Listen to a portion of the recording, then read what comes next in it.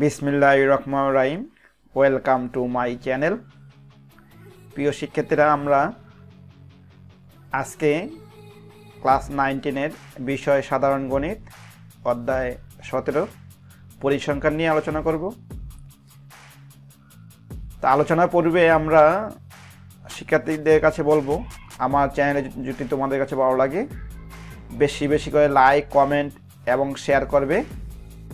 হ্যাঁ, তো এখন এই যে শেয়ার করবে এবং সাবস্ক্রাইব করবে, চ্যানেলটিকে সাবস্ক্রাইব করে পাশে থাকবে। আমাদের যেই বিষয়বস্তু নিয়ে আজকে আলোচনা করব, পার্ট 2, বিষয়বস্তু থাকবে ক্রমযোজিত গণসংখ্যা। এই যে ক্রমযোজিত গণসংখ্যা লেখচিত্র বা অজীব রেখা কাকে বলে। কোনো শ্রেণীর 60 জন শিক্ষার্থীর 50 নম্বরের সাময়িকী পরীক্ষার প্রাপ্ত নম্বরের গণসংখ্যা নিবেশন সারণী দেওয়া আছে এই জায়গায়। এই যে, তো প্রিয় শিক্ষার্থীরা, আমাদের অজীব রেখা আঁকতে হলে একটা জিনিস মনে রাখতে হবে, সেটা হলো ক্রমযোজিত গণসংখ্যা দিতে হবে। ক্রমযোজিত গণসংখ্যা আগে তুমি আঁকতে হবে, তারপরে তুমি অজীব রেখা আঁকতে পারবা। কিভাবে আমরা ক্রমযোজিত গণসংখ্যা বের করব?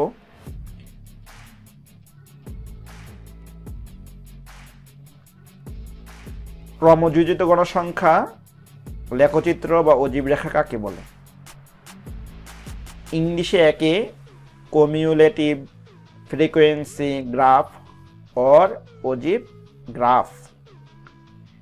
এখানে এই সংজ্ঞাটা এভাবে দেওয়া যায়: কোনো উপাত্তের শ্রেণীবিন্যাসের পর শ্রেণী ব্যবধানের উচ্চসীমা x অক্ষ বরাবর এবং শ্রেণীর ক্রমযোজিত গণসংখ্যা y অক্ষ বরাবর স্থাপন করলে বা করে ক্রমযোজিত গণসংখ্যার লেখচিত্র বা অজীব রেখা পাওয়া যায়। এখন আমরা যদি এই অঙ্কটাকেই আমরা এই জায়গায় নিয়ে এসে অঙ্কটা যদি করি, আমরা প্রথমে আমি কি করলাম, এই শ্রেণী ব্যবধান লিখলাম 1 থেকে 10, 11 থেকে 12, 21 থেকে 30, 31 থেকে 40, 41 থেকে 50। গণসংখ্যা হলো 8, 12, 15, 18, 7। ক্রমযোজিত গণসংখ্যা মানে হলো প্রথম সংখ্যাটা যেটা আছে এটা লিখবো আমরা, এই প্রথম সংখ্যার সাথে এই 12 যোগ করবো, এলে 20, 20 সাথে এই যে 15 যোগ করব, 35, 35 এর সাথে আমরা 18 যোগ করব, 53, 53 সাথে আমরা যদি 7 যোগ করি 60 হয়। এইভাবে আমরা ক্রমযোজিত গণসংখ্যা বের করতে পারি। এখন এই ক্রমযোজিত গণসংখ্যা আমরা গ্রাফে স্থাপন করব। গ্রাফে স্থাপন করার নিয়ম হলো, এই যে আমরা 1 থেকে 10, এই 10 হলো লাস্ট সংখ্যা, আবার 11 থেকে 20, 20 হলো লাস্ট সংখ্যা।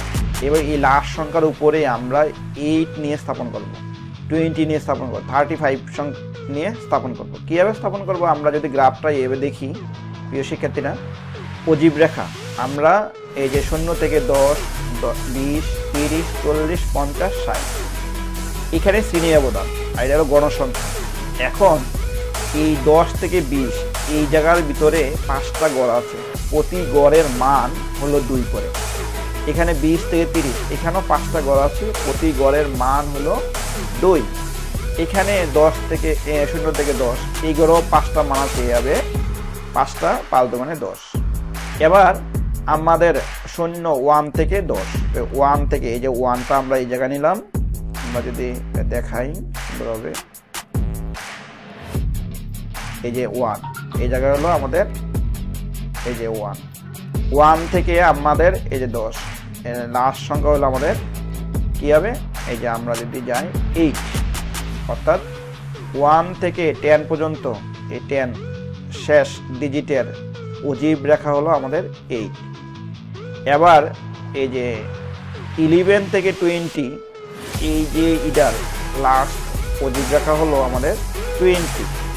21 থেকে 30 এই এটা অজীব রেখা হলো আমাদের, আমরা যদি দেখে চলে যাই, এই যে এটা অজীব রেখা হলো 35, এরপরের হলো 53, এরপরে 60, কি হবে এই যে আমরা দেখি এই যে 35, এই জায়গায় 35, এরপরে হলো আমাদের 53, এরপরে হলো আমরা 60, তারপর 60। এই যে যদি আমরা এইভাবে টান দিই, এই যে রেখাটা, এই রেখাটাকে আমরা অজীব রেখা বলি। শিক্ষার্থীরা এই অঙ্কটি খুবই মজার। তা আমি আশা রাখবো আমার এই চ্যানেলটি যদি তোমাদের কাছে ভালো লাগে, বেশি করে সাবস্ক্রাইব করে আমার চ্যানেলটির পাশে থাকবে। Thank you.